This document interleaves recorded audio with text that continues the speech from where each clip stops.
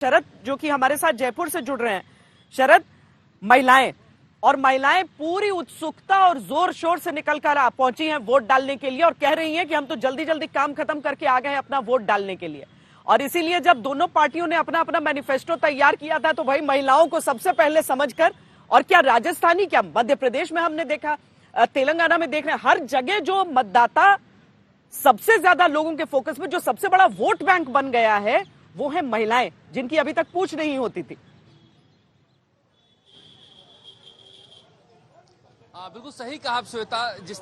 जिस तरह से अब खास करके महिलाएं घर से बाहर निकल रही हैं, निश्चित रूप से ये पहली बार ऐसा देखने को मिल रहा है। लेकिन देखिए राजस्थान में किस तरह से वोटिंग का उत्साह है। कई जगह 40%, 12 बजे तक 40% मतदान हो चुका है। शाम 7 बजे तक मतदान होना है। धौलपुर से एक गोलीबारी की खबर आई है और एक कतार में लगे हुए थे व्यक्ति, झालावाड़ से उनकी मौत की खबर आई है। और उससे छोड़कर बाकी सब शांतिप्रिय यहाँ पर मतदान हो रहा है।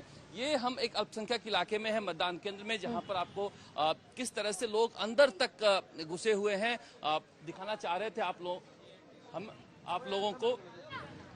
महिलाएं की बात कर रही थी श्वेता, महिलाओं से बात कर लेते हैं। क्या इस बार जो है सारी पार्टियां महिलाओं के लिए कुछ न कुछ लेकर आई है? आपको लगता है कि महिलाओं का वोट जो बहुत महत्वपूर्ण हो गया है? हाँ जी सर, लग रहा है हमें काफी वोट संख्या देख के हमें लग रहा है कि महिलाओं का वोटिंग में ज्यादा वो है। क्रेज देख के लेडीजों का ये लग रहा है कि हाँ कि अब की बार मतदान में ज्यादा क्रेज है लोगों का। क्या सोच कर वोट कर रही है? हम तो यही सोच रहे हैं कि हमारा जो आने वाला हो वो काफी अच्छा नेता हो। हमें बहुत खुशी है इस चीज की। राजनीति में क्या देखती है जी? राजनीति में क्या देखती है? नेताओं में किस तरह के नेता पसंद है? हमको मोदी जी जैसे नेता पसंद है। खैर छोड़िए, आज चुनाव का दिन है, आज इन मुद्दों पर बातचीत नहीं करेंगे। बहुत सारे बुजुर्ग भी आए हैं वोटिंग के लिए, उनसे बातचीत करते हैं। महिलाएं हैं, इस बार बड़ी संख्या में महिलाएं निकल रही हैं घर से। जी हाँ। क्या मुद्दा है आप लोगों के लिए बड़ा? बेरोजगारी, बच्चों की शिक्षा वगैरह है, महंगाई है, बच्चों की शिक्षा वगैरह है, ये सब सारे मुद्दे हैं, उसकी वजह से देंगे सर, यही ध्यान में रख के दे रहे हैं।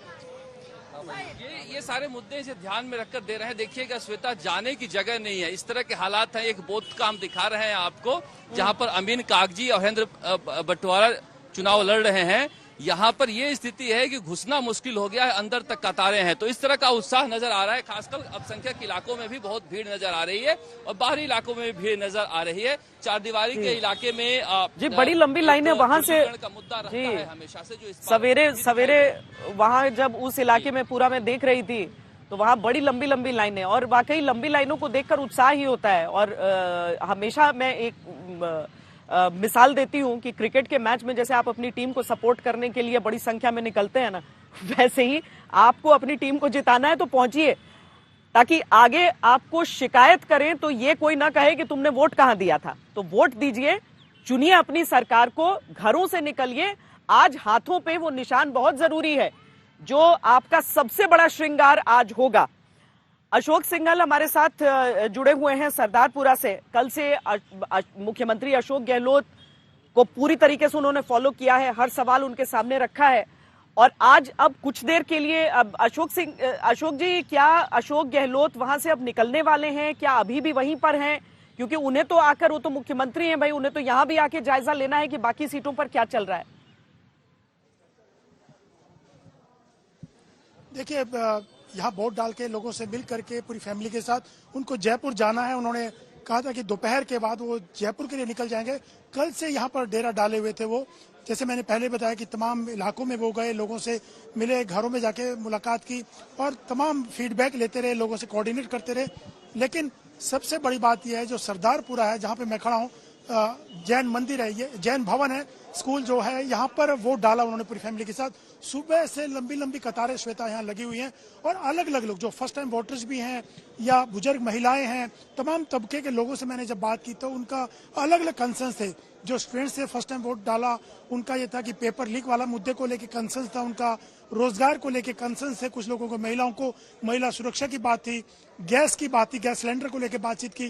तो तमाम लोगों ने अपनी अपनी बात रखी, अलग अलग मुद्दे थे सबके। लेकिन अशोक गहलोत का ये कहना था साफ तौर से कि हमने जो गारंटी दी है लोगों के लिए, हेल्थ बीमा जो लेके आए हैं, किसानों की जो हमने हित की बात कही है, इन तमाम मुद्दों को लेके ओपीएस की जो बात की है, उन मुद्दों पे जनता हमारे साथ आएगी। और जो रिवाज है वो इस बार बदलेगा। रिवाज 5 साल के बाद बदलता था, लेकिन रिवाज जो बदलने की बात थी वो नहीं बदलेगा। दोबारा से सरकार हमारी बनेगी। लेकिन मुख्यमंत्री के सवाल पर बार बार यही कहते हैं कि आलाकमान तय करेगा मेरा रोल क्या होगा। लेकिन मुद्दे बीजेपी की तरफ से भ्रष्टाचार, कानून व्यवस्था और महिला सुरक्षा, ये तमाम, और लाल डेयरी की बात बीजेपी लगातार कर रही है। और बीजेपी को लगता है कि इस बार अशोक गहलोत की सरकार जाएगी। रिवाज बदलने वाला नहीं है, रिवाज जो चला आ रहा वही रहेगा और बीजेपी की सरकार बनेगी। लेकिन दोनों तरफ बहुत सारे और भी मुद्दे हैं, इंटरनल फाइटिंग है, इंडिपेंडेंट बहुत सारे खड़े हैं दोनों पार्टियों से, जिनको टिकट नहीं मिला, बागी होकर के लड़े हैं, उन पे भी दोनों पार्टियों की नजरें हैं कि अगर ऐसी स्थिति बनती है तो उनको अपनी तरफ खींचना होगा। तो ये तमाम चीजें राजस्थान के चुनाव में इस बार दिखाई दे रही है। इधर सचिन पायलट है तो उधर वसुंधरा राजे है। दोनों हमेशा इस पूरे चुनाव में चर्चा में रहे कि वसुंधरा राजे को साथ लेके चलना बीजेपी की कोशिश रही, इधर कांग्रेस की कोशिश रही कि एकजुटता दिखानी है। नहीं, और काफी पेचीदा भी हो गया जब वसुंधरा राजे, सचिन पायलट और नाम आया अशोक गहलोत का, तो वहां पर एक त्रिकोण भी बनता हुआ नजर आ गया। जय किशन हमारे साथ झालरापाटन से इस समय है, जहां से वसुंधरा राजे चुनावी मैदान में है। एक तरफ तो सचिन पायलट तक ने आरोप लगा दिया था जय किशन कि अशोक गहलोत बचा रहे हैं वसुंधरा राजे को पुराने मामलों में।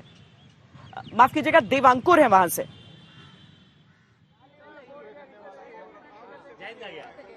श्वेता, मैं इस समय जोधपुर में मौजूद हूं, मैं झालरापाटन में नहीं हूं। आप मेरे को सुन पा रही हैं क्या? जी जी जी जी, मैं इस समय जोधपुर के सुरसागर विधानसभा क्षेत्र में मौजूद हूं और यहाँ की आपको वस्तुस्थिति बताना चाहूंगा। इस समय हम एक पोलिंग बूथ में आए हुए हैं और यहाँ पर एक तरफ तो लंबी कतारें हैं, कैमरा पर्सन आपको दिखा रहे हैं या फिर हमारे दर्शकों को दिखा रहे हैं कि किस तरह से लंबी कतारें लगी हुई हैं, और दूसरी तरफ कई लोगों की शिकायतें हैं कि उनका नाम जो है वो वोटर लिस्ट में नहीं है। ये लोग जो है अपना वोटर आई कार्ड दिखा रहे हैं और कह रहे हैं कि इन्होंने पहले वोट किया हुआ है, पर उसके बावजूद इस बार वोटर आई कार्ड होने के बावजूद इनका नाम जो है वो वोटर लिस्ट में नहीं है, इनको वोट देने से मना कर दिया गया है। क्या नाम है आपका? तायरा।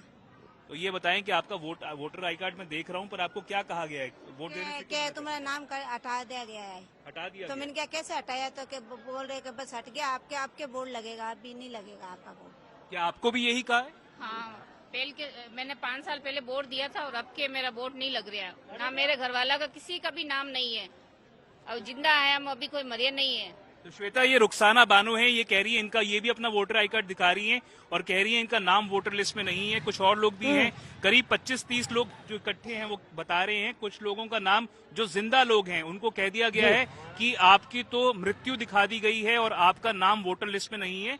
तो ये तमाम बड़े ही आपका क्या नाम है? मोहित, आपका भी नाम वोटर लिस्ट से गायब है? नहीं है। तो पास्ट में आप वोट कर चुके हो पहले? हाँ, कर चुका हूँ। तब क्या 2018 में किया था? हाँ, ये वार्ड वाइज इलेक्शन। चलिए, तो दोनों तरफ से वो भी हुए थे। अब भी इस बार आई नहीं, नाम ही नहीं आ रहा है। 11 घर में 11 में से एक का है, पापा का है। चलिए, तमाम वोटर्स हैं जो ये शिकायत कर रहे हैं कि उनका नाम वोटर्स लिस्ट में नहीं है, जबकि उन्होंने अपना वोटर आईडी कार्ड दिखाया है।